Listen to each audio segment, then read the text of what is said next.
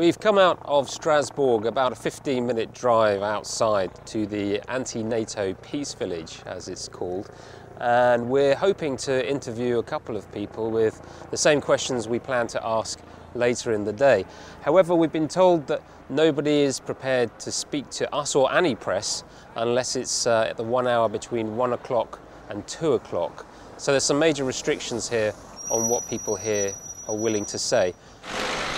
We, along with the rest of the press, waited until 1 o'clock when we were invited to put our questions to a press contact called Chris. The two questions we put to him, as well as everybody else during the day, were, firstly, what does NATO mean to them? And secondly, what do they feel NATO would or should be doing in the year 2020? While NATO clearly stands for a militarization of external politics, but also for internal politics, there's a new strategy paper of the NATO, which is called Grand Strategy for an Uncertain World. And it's very clear that the NATO is getting ready for getting a bigger global role, making more military interventions, and also fight the social unrest and the protest that might come up in connection with the economic crisis right now. What do you think NATO will or should be doing in 2020? Well, I think the NATO should be dissolved by 2020, and actually right now, because we think 60 years of NATO and of war and military intervention is enough. In general, the atmosphere here is quite friendly, but quite controlled. A couple of people outside have told us to turn off our camera. A little bit of aggression on that front, but in general, this is a very well organised camp. And now on to the Youth Summit. We've now arrived back in Strasbourg, where the first session of the Youth Summit is about to begin. So we're going to quickly ask some of the people here the same questions we asked at the peace camp. Can you tell me what NATO represents for you today?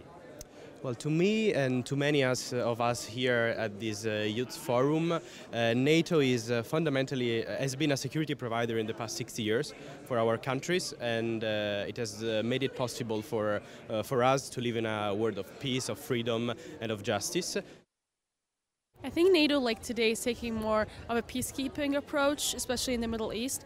Like, I think from where it started, it changed, it shifted so much. Like, now there are policies in Afghanistan and there are policies in Africa. So, what do you think NATO will be doing or should be doing in 2020? NATO will be the most important fundamental platform for dealing with new security threats like cyber terrorism, piracy, and all other threats that could emerge by the time. So you're confident NATO will still exist in 2020? Of course. So now it's time to find out the opinion of the man and woman in the street. We've come to one of Strasbourg's busiest squares around rush hour, and we're going to ask the same questions to people here. Can you tell me what NATO means to you? For me, it's a military structure. It started with the US Army. It was to protect Europe and the USA against the USSR. And today, its role has changed. Vous croyez en 2020 que l'OTAN existera encore?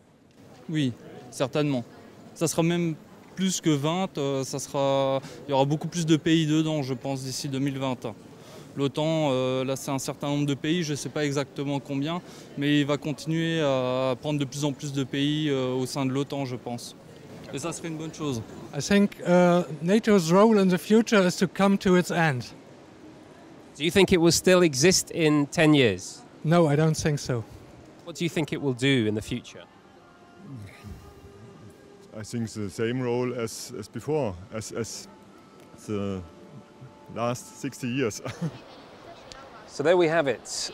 2 questions, 3 locations, and a variety of responses. Tomorrow, the summit starts in earnest, and we'll be looking at some of the issues about NATO and its future.